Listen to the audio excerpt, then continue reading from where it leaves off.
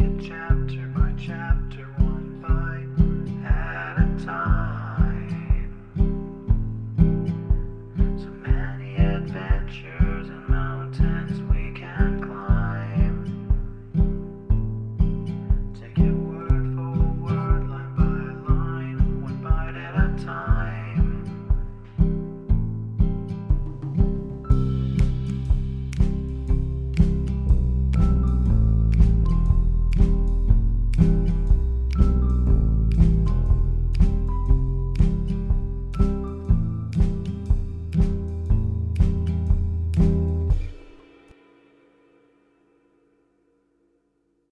Welcome to Bite at a Time Books, where we read you your favorite classics one bite at a time. My name is Bree Carlile, and I love to read, and wanted to share my passion with listeners like you. If you want to know what's coming next and vote on upcoming books, sign up for our newsletter at biteatatimebooks.com. You'll also find our new t-shirts in the shop, including podcast shirts and quote shirts from your favorite classic novels. Be sure to follow my show on your favorite podcast platform so you get all the new episodes. You can find most of our links in the show notes. But also our website, biteatatimebooks.com, includes all of the links for our show, including to our Patreon to support the show, and YouTube, where we have special behind the narration of the episodes. We're part of the Bite at a Time Books Productions Network.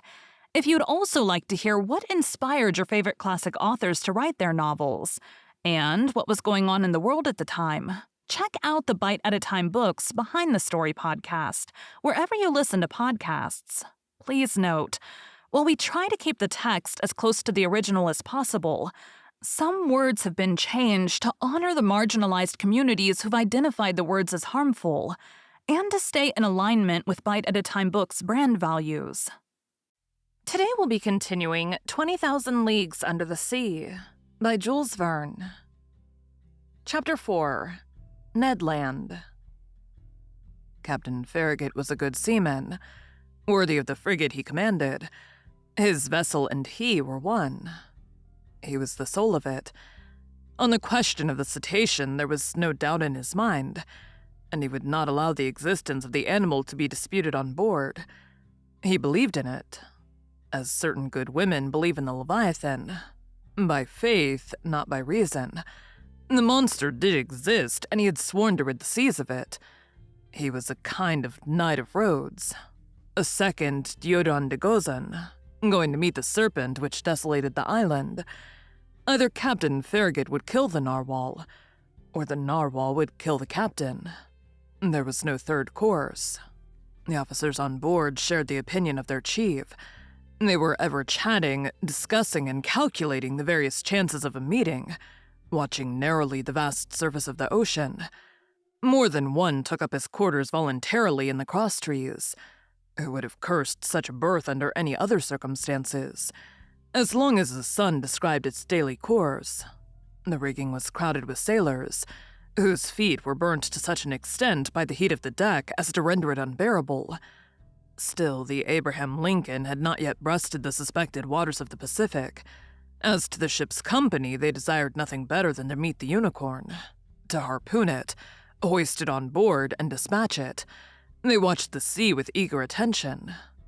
Besides, Captain Farragut had spoken of a certain sum of $2,000, set apart for whoever should first sight the monster, were he cabin boy, common seaman, or officer. I leave you to judge how eyes were used on board the Abraham Lincoln. For my own part, I was not behind the others, and left no one my share of daily observations. The frigate might have been called the Argus, for 100 reasons.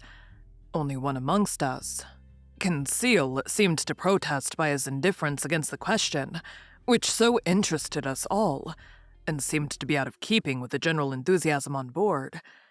I have said that Captain Farragut had carefully provided his ship with every apparatus for catching the gigantic cetacean.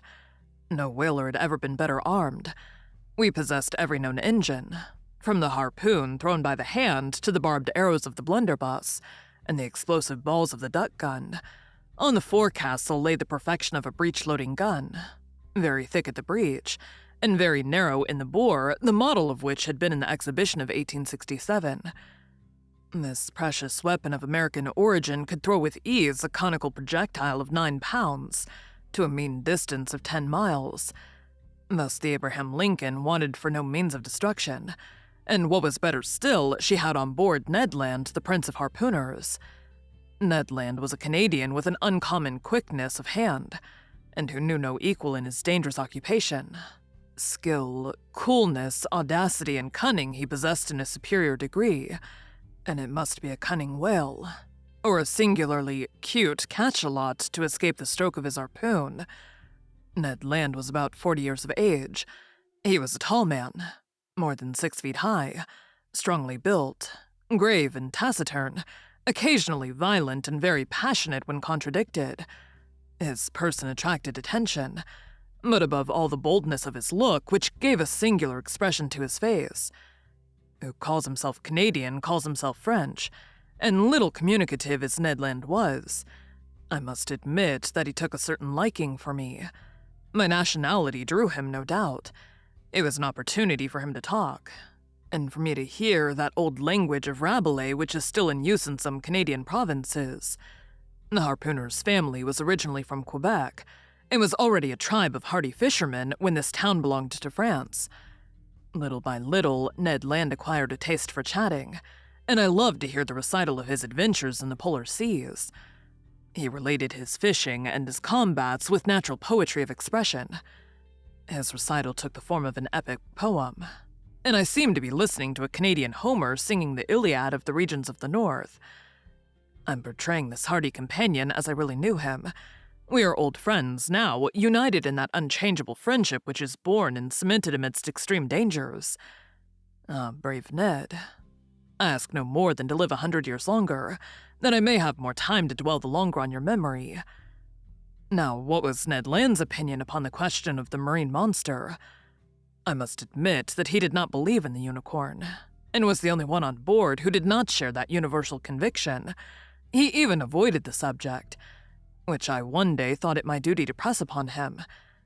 One magnificent evening, the 30th of July, that is to say, 3 weeks after our departure, the frigate was abreast of Cape Blanc, 30 miles to leeward of the coast of Patagonia. We had crossed the Tropic of Capricorn, and the Straits of Magellan opened less than 700 miles to the south. Before 8 days were over, the Abraham Lincoln would be plowing the waters of the Pacific. Seated on the poop, Ned Land and I were chatting of one thing and another as we looked at this mysterious sea, whose great depths had up to this time been inaccessible to the eyes of man. I naturally led up the conversation to the giant unicorn, and examined the various chances of success or failure of the expedition. But seeing that Ned Land let me speak without saying too much himself, I pressed him more closely. "Well, Ned," said I, "is it possible that you're not convinced of the existence of this cetacean that we are following? Have you any particular reason for being so incredulous?" The harpooner looked at me fixedly for some moments before answering, struck his broad forehead with his hand, a habit of his, as if to collect himself, and said at last, "Perhaps I have, Mr. Aronnax. But, Ned, you are a whaler by profession, familiarized with all the great marine mammalia. You, whose imagination might easily accept the hypothesis of enormous cetaceans, you ought to be the last to doubt under such circumstances."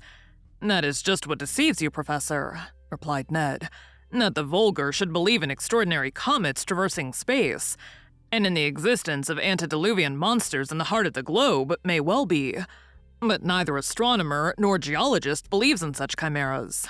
As a whaler, I followed many a cetacean, harpooned a great number, and killed several. But however strong or well armed they may have been, neither their tails nor their weapons would have been able to even scratch the iron plates of a steamer." "But, Ned, they tell of ships which the teeth of the narwhal have pierced through and through." "Wooden ships, that is possible," replied the Canadian, "but I've never seen it done. And until further proof, I deny that whales, cetaceans, or sea unicorns could ever produce the effect you describe." "Well, Ned, I repeat it with a conviction resting on the logic of facts. I believe in the existence of a mammal power fully organized, belonging to the branch of vertebrata, like the whales, the cachalots, or the dolphins, and furnished with a horn of defense of great penetrating power." "Said the harpooner, shaking his head with the air of a man who would not be convinced. Notice one thing, my worthy Canadian, I resumed. If such an animal is in existence, if it inhabits the depths of the ocean, if it frequents the strata lying miles below the surface of the water, it must necessarily possess an organization the strength of which would defy all comparison. And why this powerful organization? Demanded Ned. Because it requires the incalculable strength to keep oneself in these strata and resist their pressure. Listen to me. Let us admit that the pressure of the atmosphere is represented by the weight of a column of water 32 feet high. In reality, the column of water would be shorter, as we're speaking of seawater, the density of which is greater than that of fresh water. Very well. When you dive, Ned, as many times 32 feet of water as there are above you, so many times does your body bear pressure equal to that of the atmosphere. That is to say, 15 pounds.